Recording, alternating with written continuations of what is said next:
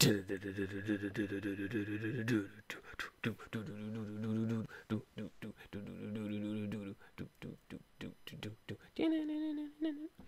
do you think I wasn't going to do a video today? It's almost like today was just a very, very hard day because there was a lot going on. And it's very hard to delay me, but I mean, the globalist agenda that's being pushed within the comic community, it needs to be, one, to be stopped. Two, there's things I can't talk about that I want to talk about really bad, but all I can think about is just crying again. Crying, because that's all that really seems to be happening. But today, we're going to explore something. We're going to explore what is CVA. What is CVA? That's something that I've always been curious about. Not really. That's never been something I've been curious about. But CVA is just something that I think we need to talk about, because this was brought up by Nico on an article on comic book speculation, saying that a book sold exceptionally well because it had a CVA sticker. And I think that's really funny. And I would like to go into what CVA is, what they do, and yeah, I'm going to give my opinion on it. This video is all my opinion. So some people could say that they use science and research. This is all my opinion. So if you want to sue me based on my opinion, good luck. But I mean, I'm going to make it very clear how I feel about CVA, and that maybe that's why I was delayed. Maybe that's why it got delayed. But I have like a whole sheet here. I've done quite a bit of research on this, which again is very bizarre. But I don't know. I guess like the first time I found CVA, I was going. I saw it online. I saw CVA, and I asked like a friend of mine about them, and he said, "Oh, like that's a joke. CVA is a joke." And he wouldn't really get into it that much, so I had to do my own research. So CVA is a company where you send your slabbed books to them, and then they grade the slab. So they grade the they grade the eye appeal of the book, and they don't grade the book. So the book stays in the slab. They just put a sticker on it. So they also do this with CBCS now, which I find surprising. But they started out doing this with CGC. They've been around for a while. They were founded in 2012. And it's just, I find it really surprising. So again, they put a sticker on books, and it says this book has exceptional eye appeal, or anyways, it makes no sense. But this is what people are actually doing.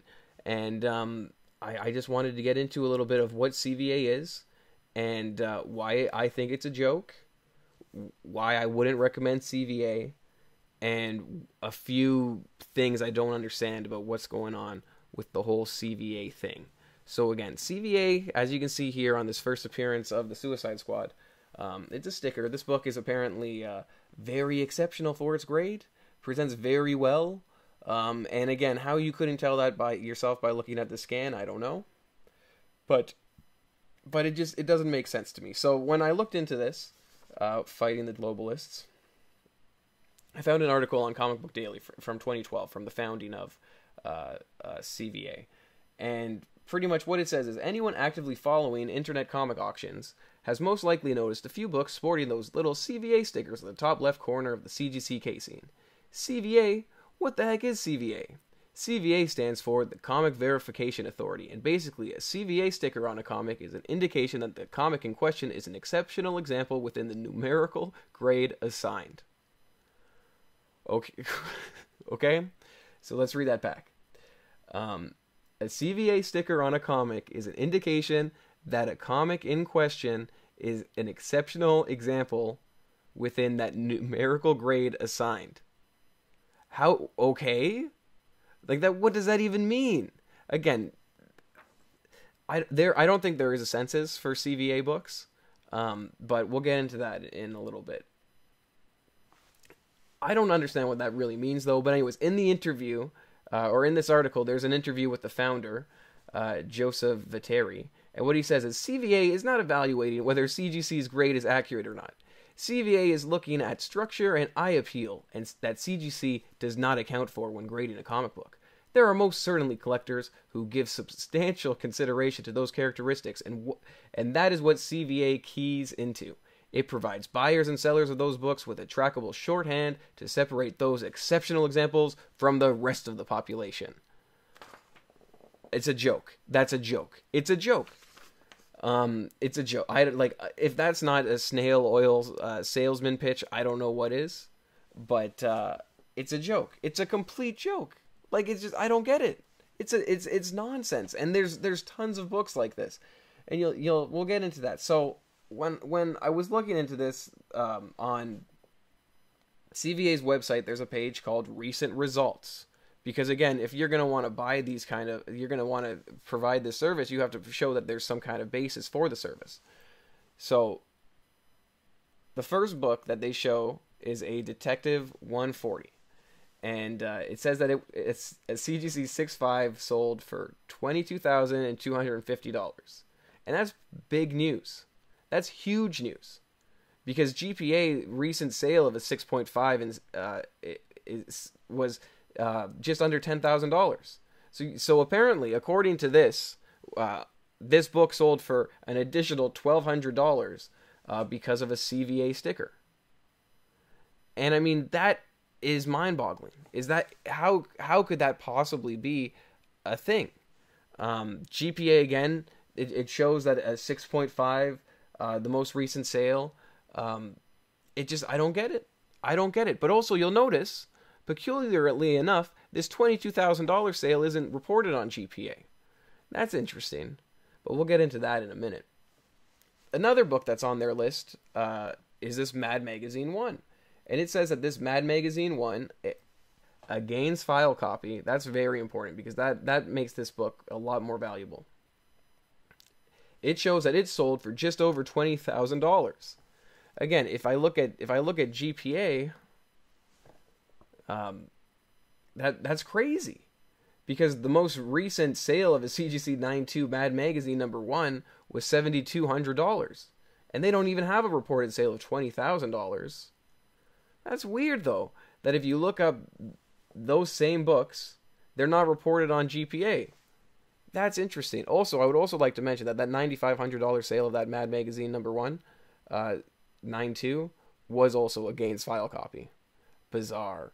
But anyways, that's irrelevant.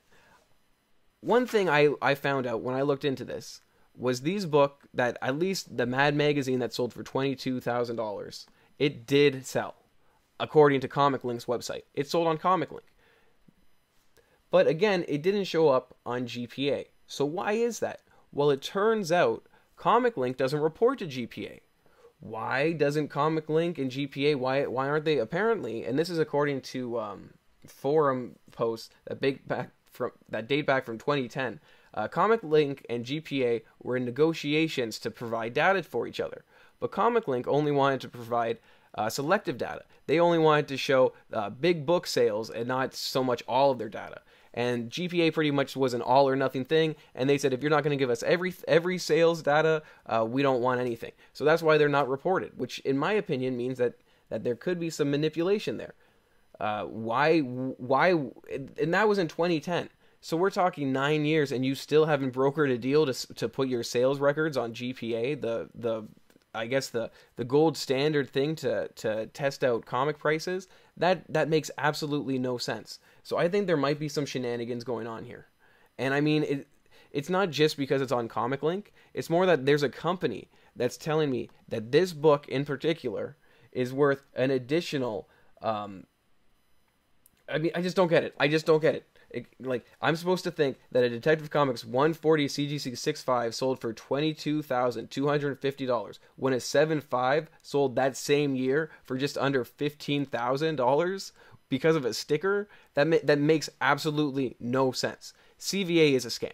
Okay? Like, there's no other way of putting it. In my opinion. It's a scam. Like, there's no way that, like, this is a real thing. I don't think these sales are legitimate, and it makes no sense to me. And then when you look up their pricing structure, you'll notice that it doesn't say anything about rejections. So I find that very questionable. Their website says nothing about rejections that you send to them.